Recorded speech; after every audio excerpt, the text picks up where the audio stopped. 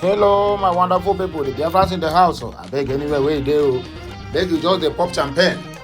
The pop champagne, they jollificate because one of the enemies of BIAFRANS, one of the reasons why Mazin Nnamdi Kanu is still under detention to this moment, one of the so-called saboteurs that have been threatening the lives of the BIAFRANS is under interrogation now. In fact, the prayers of the BIAFRANS have been answered.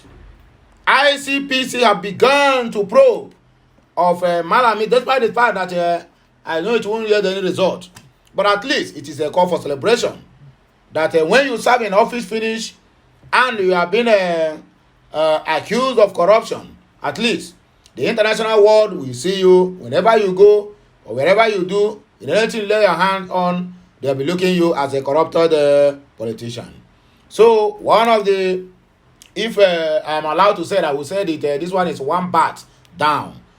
Malami, who refused the release of Mazin Nnamdi Kanu to go and apply for a stay of execution, is now in the radar of the ICPC.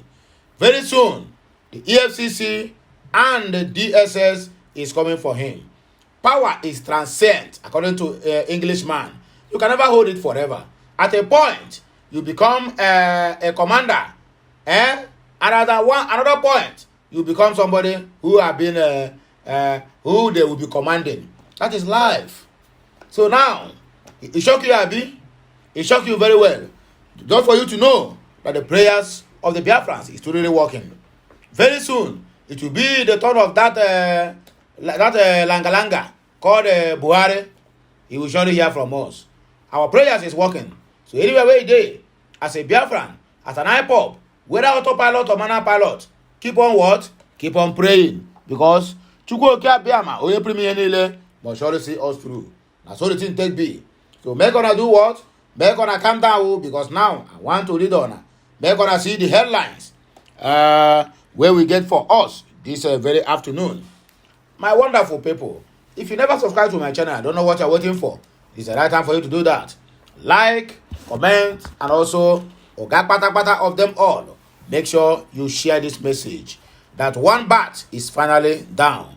ICPC begins probe of Abubakar Malami over alleged corruption and abuse of his office.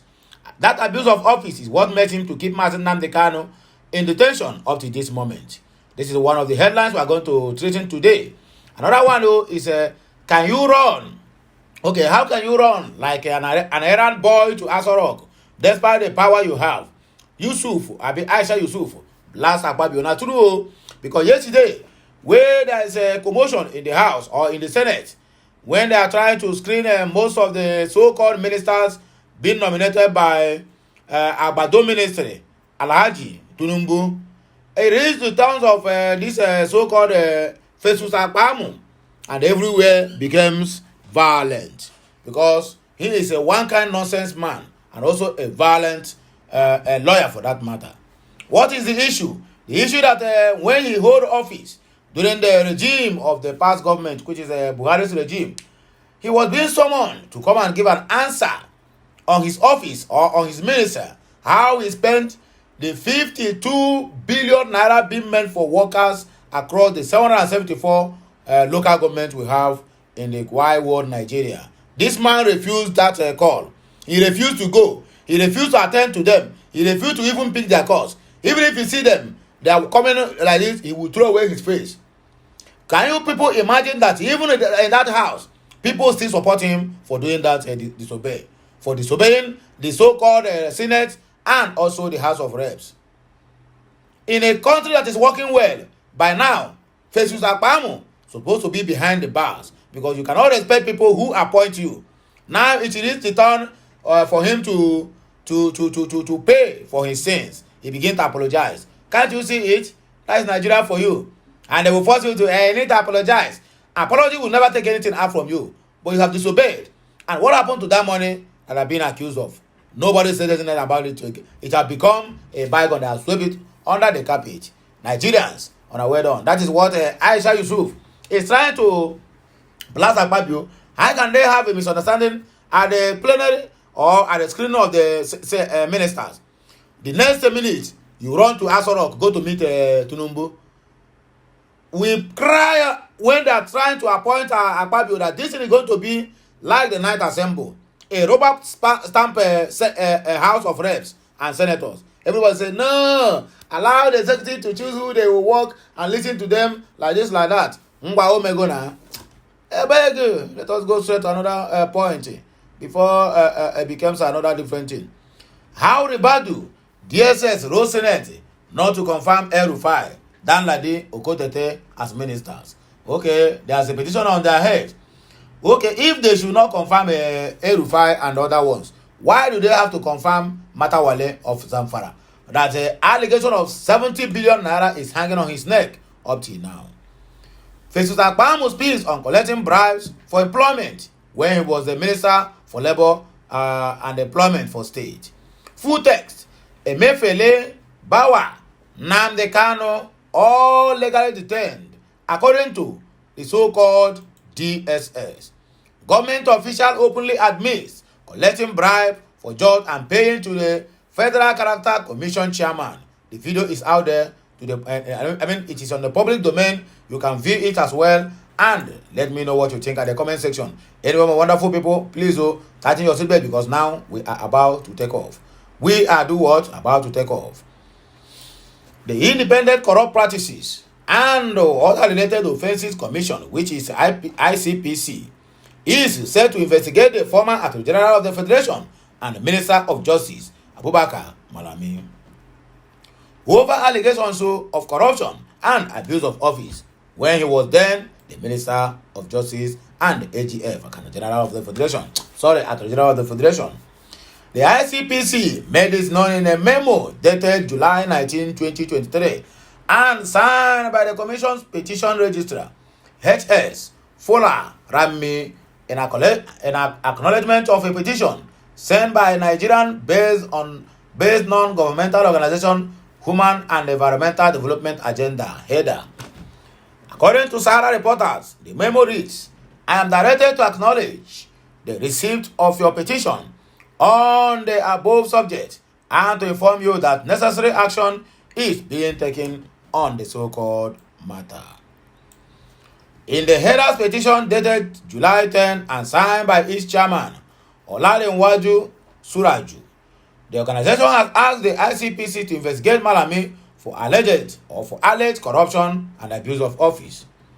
The petition reads in part, this petition is submitted to bring to your attention and demand an investigation into allegations of corruption and abuse of office against the former Attorney General of the Federation and the Minister of Justice, Mr. Abubakar Malami, SAN.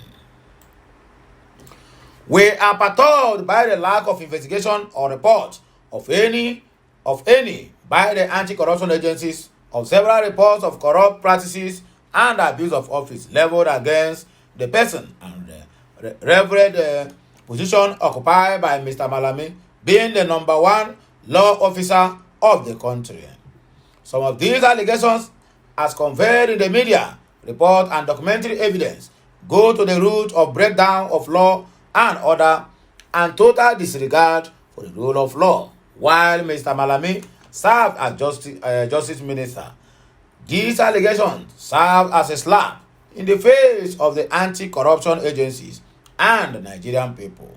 The failure to respond to many of these allegations presents the agencies before the ordinary citizen as toothless anti-corruption bodies and further emboldens affected public officers. Below are but a few of several corruption allegations against Mr. Abubakar Malami on the second day of May 2022.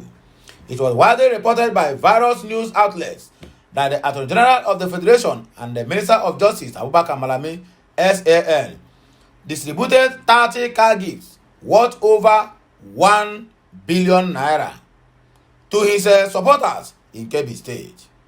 The car gifts included 14 Mercedes-Benz, 8 Prado SUVs, 4 Toyota Hilux, and 4 Lexus LX. Beneficiaries of the car gifts, as reported by Premium Times, were social media influencers, executive members of Mr. Malami's foundations, and the women support groups.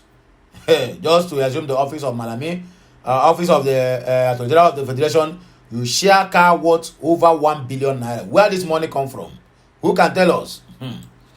Two illegal auctioning of sea vessels holding crude oil seized by the federal government, violating section 31, subsection 2 and subsection 4 of the EFCC Act of 2004, and assuming the role conferred on the Economic and Financial Crimes Commission as reported by the cable newspaper on the 13th July of 2020. The AGF also authorized the sale of these vessels by companies under EFCC prosecution for similar offences of illegal bunkering, and this action was admitted by the AGF through his media assistant, pleading a presumption of innocence on the part of the accused, in a case being prosecuted by the federal government through the EFCC. 3. Ordering the stoppage of investigation of a multi-billion naira fraud involving Nigeria incentive-based risk-sharing company for agricultural lending. By a letter ordering the Economic and Financial Crimes Commission, the Independent Corrupt Practices and Other Related Offences Commission, the State Security Service (SSS), and the Nigerian Financial Intelligence Unit to all stop investigating the financial misappropriation in the NISAL, allegedly describing the investigations as an unhealthy competition and sheer waste of government resources. 4. Alleged duplicity of payment of $16.9 million fees to two friends as new lawyers for the recovery of the loot traced to a former Nigerian head of state, Sani Abacha, after a Swiss lawyer, Enrico Monfrini, hired and fully paid by the previous government to help in the recovery, and completed his brief as reported by the Premium Times on the 10th of April 2018. It was alleged that Mr. Malami undertook the action with the intention for a kickback from the deal, allegedly seeking the withdrawal of the cases against Bello Adoke, Dizani Alexander Madeke, Abubakar Aliu, and others involved in the Malabo scandal through his letters to former President Buhari on the ground of lack of significant evidence to prove allegations of sharp practices against prominent players in the OPL 245 oil deal, as reported by the Premium Times on the 18th of February 2018. Reinstatement of Abdurrashid Meina, former chairman of the Pension Reform Task Team (PRTT), into the Federal Civil Service under controversial circumstances, defying due process and indicating promise of Malami by Meina after his dismissal in 2013 for corruption and declared wanted by EFCC, as reported by the Daily Trust newspapers of April 3, 2018.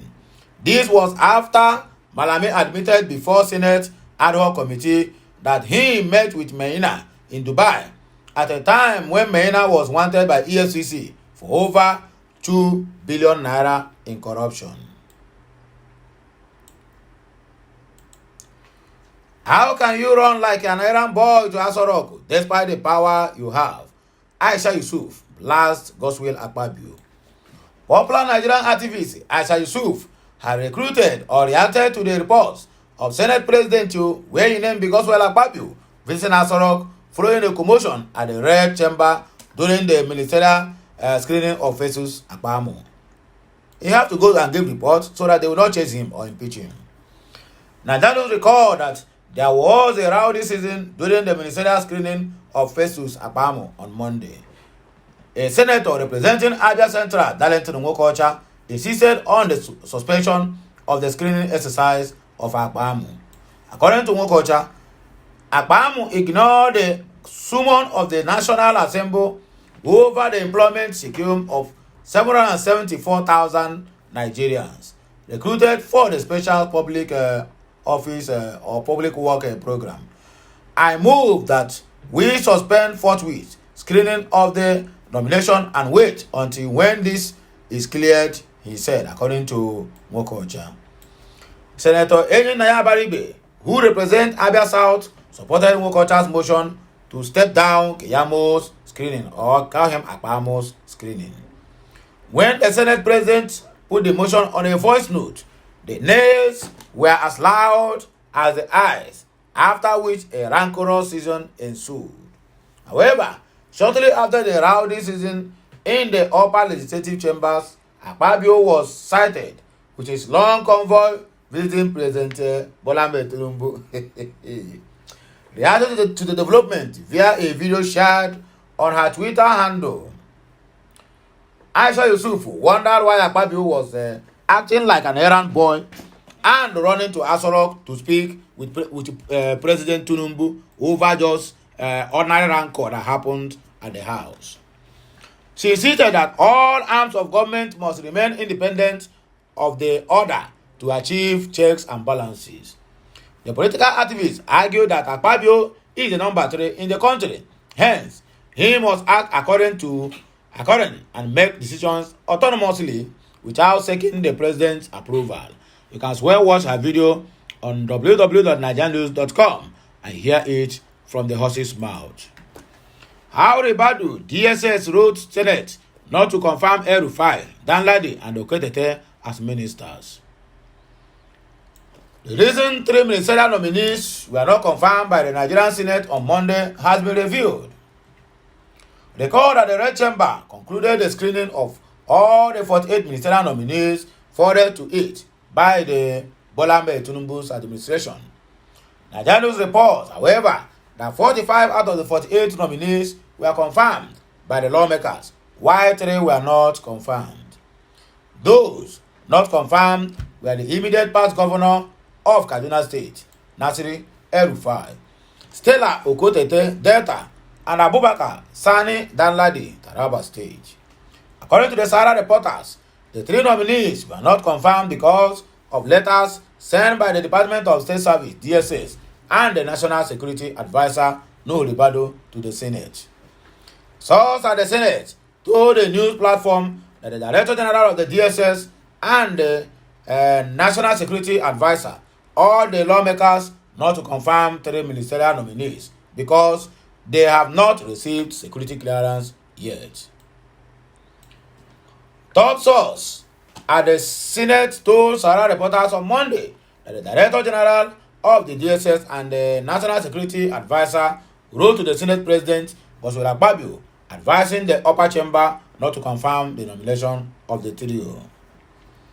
One of the sources said the NSA, that is National Security Advisor, Ribadu, and the DG of DSS have sent us letters not to clear El-Rufai, Senator Abubakar Danladi from Taraba, and Stella Okotete from Delta. The Senate President just read it to us now. At the closed door season, he didn't give it to us anyway.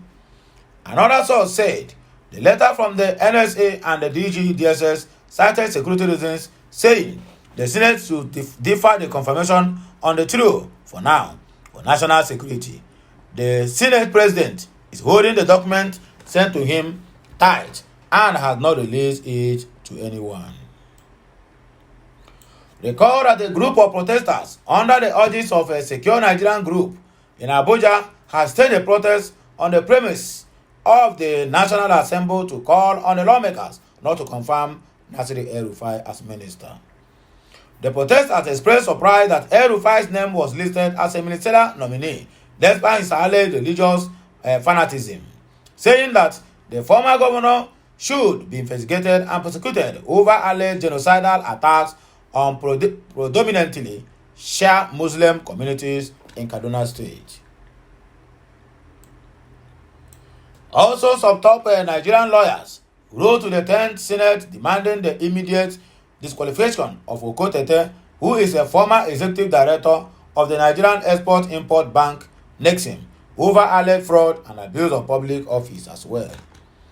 Meanwhile, in the letter to Nigeria's upper legislative house, the petitioners requested the Senate to properly investigate Okotete over alleged round tripping and recycling of different loans and use of various front companies as proceeds to defraud Nexim Bank of billions of naira and dollars. Also, Danladi was reportedly barred in 2019 by the Supreme Court from contesting or holding political office for 10 years over certificate forgery and age falsifications. Festus Akpamo speaks on collecting bribes for employment when he was then the Ministry for House and whatever it is. The immediate past Minister of State for Labour and Employment, Festus, has denied collecting any bribe from any job seeker during his tenure in office. Akpamo made a denial on Monday while speaking during the ministerial screening on the floor of the Senate, chaired by the Senate President Godswill Akpabio. The ministerial nominee from Delta State said he didn't benefit from the public works program during his tenure at the Ministry of Labour and Employment in the Muhammadu Buhari's administration. Akpamo emphatically stated that the record of the beneficiaries of the 52 billion naira public works scheme, which was requested by the 9th Senate, is domiciled with the Central Bank of Nigeria and can be downloaded to ease accessibility to verify the information as provided. The former minister therefore apologized to the Senate for any misunderstanding surrounding the obscurity of information around the fund disbursement. Earlier, some lawmakers during the screening challenged Akpamo for refusing to honor invitees by various committees in the 9th Senate and 9th House of Representatives, led by Ahmed Lawan and Femi Gbajabiamila, respectively. Senator Enyinnaya Baribe, in his petition, charged the Senate President Godswill Akpabio to suspend Keyamo's screening until he acknowledged that the Senate can summon and question any minister and his or her ministry. The development eventually saw lawmakers in the Senate proceed into closed-door plenary after a rowdy season. Upon resumption of the screening, Akpamo apologized to the lawmakers for his actions and was later screened and confirmed. That is Nigeria for you. Full text: Emefiele, Bawa, Nnamdi Kanu, all legally detained, according to so-called DSS. The Department of State Service has stated that the detention of the suspended embattled governor of the Central Bank of Nigeria, Godwin Emefiele, is backed by a court order, which is what? Which is a lie. The DSS also stated that the continued detention of the leader of the indigenous people of Biafra, IPOB, Nnamdi Kanu, and suspended chairman of the Economic and Financial Crimes Commission, Abdulrasheed Bawa, are legal. Nigeria report that the DSS public relations officer, Peter Afunanya, made this known in an opinion piece on Monday titled DSS and Accusations of Disobedience to Court Orders, Setting the Records Straight.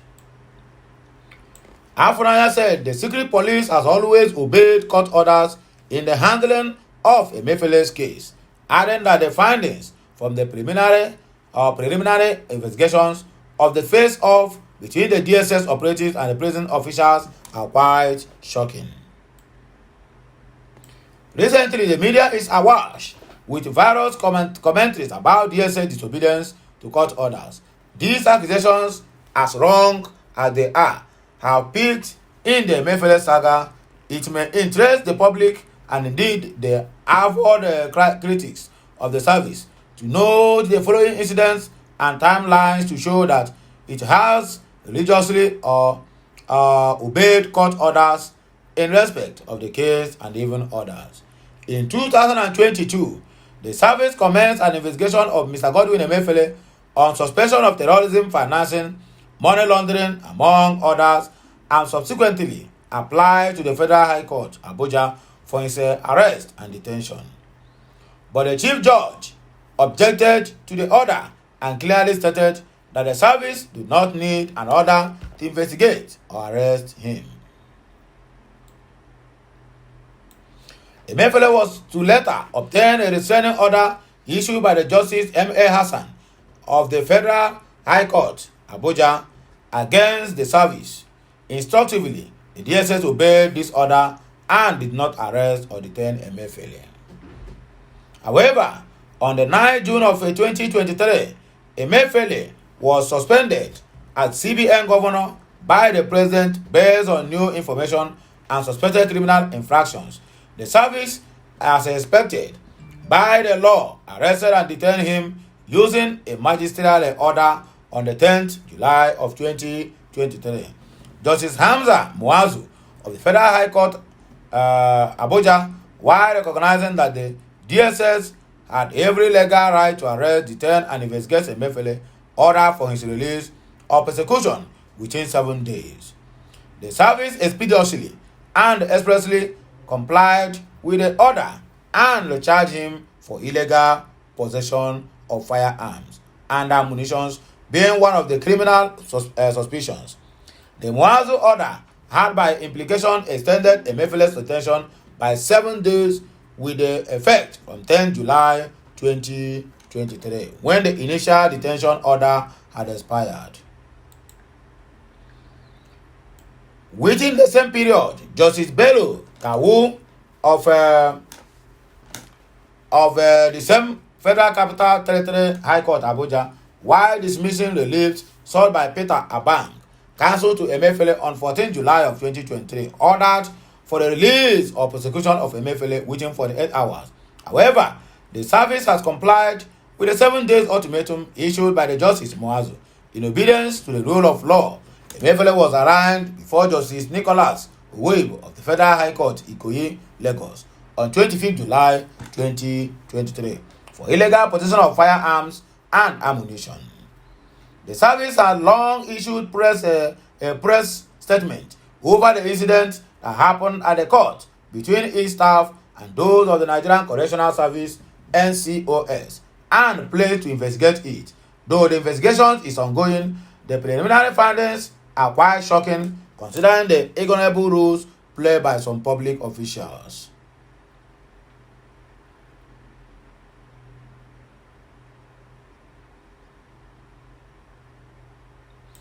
As normal with criminal investigations, security agencies rearrest suspects when there is adequate suspicion of a commission of a crime, or as may be revealed by an ongoing investigation. Emefiele was arrested on the basis of this, even though the rearrest was tainted by the overzealousness of personnel of the service and the NCOS. It was nonetheless legal procedural. Later, the service applied for an ex parte order at the Federal Capital Territory High Court, presided by Justice Edward Okpe, and not Justice Muazu, as erroneously and massively reported in the media, to detain Emefiele for 14 days. Against the establishment rules regarding ex parte applications, a lawyer suddenly appeared in the court for Emefiele, while the judge did not actually reject the DSL request. He struck out the motion upon its withdrawal by the Service Council, but this is not without his guidance earlier. The judge had drawn the action of the council to Section 293 of the Administration of Criminal Justice Act, which also recognizes the magistrate court as a competent court that can first be approached for an order for custody of a suspect under investigation. In other words, the service, having taken the hint on the court, took the right steps. What transpired at the court was thereafter variously misrepresented by some mischief makers. Part of the disinformation is to the effect that the court struck out the application and stated that it was an abuse. It was an abuse of judicial process. That was not what the court said. What Justice Okpe said was the application having withdrawn the application, same is hereby struck out. That was all. The court records are there, but purveyors of fake news distorted the message to suit their intent, just to make the service look bad, a sort of giving the dog a bad name in order to hang it, according to Peter Afunanya. Let those seeking justice not intimidate the judges or derail law enforcement efforts. Judges deliver justice without fear of favor and should be allowed to discharge their duties honorably. For the often time, the service retreated its unequivocal stance on the rule of law and respect for the judiciary. This position remains unchanging despite the futile attempts to paint it otherwise. And I hear them. This one is coming from the DSS. How they try to cut everything, cut and join, and turn it upside down. But God passed them. You get the point now? God is better than them. And we can never do what? We can never succumb. Anyway, my wonderful people, my viewers and subscribers, those who love me, those who love what I'm doing. And here we go take back our kayak and I go with the go. So please, if you never subscribe to my channel, endeavor to do that anytime soon. Like, comment, make sure you share any of my message so that you will get to every nooks and crannies. Until I come your way again, I'll still remain Okute Daily Talk. Make one of the jollificate, for this day is blessed. Bye for now, my wonderful people. Que mesiano.